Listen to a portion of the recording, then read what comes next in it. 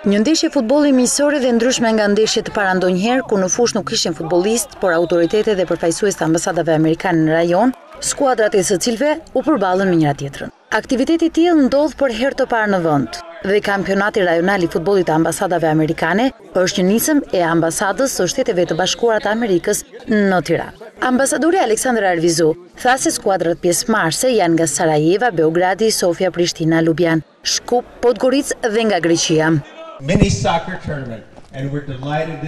Ky është kampionati rajonal i futbollit të ambasadave dhe jemi të kënaqur se ftesa jonë është mirëpritur. Në këtë kampionat janë përfaqësues të 9 vendeve dhe më lejoni të përmend: Serbia, Kosova, Slovania, Çekia, Maqedonia, Malizi, Greqia, ndërsa në Shqipëri kemi 2 ekipe, Tirana A dhe Tirana B. Tirana A, where's Tirana A and Tirana B? Fillimisht është hedhur shorti dhe këto skuadra nisën ndeshjet me njëra tjetrën. Finalet do të zhvillohej në ditët në vazhdim, ndërsa interesi nga ana qytetarëve por dhe nga ana e ambasadës ka qenë lartë që në minutat e para të ndeshjes.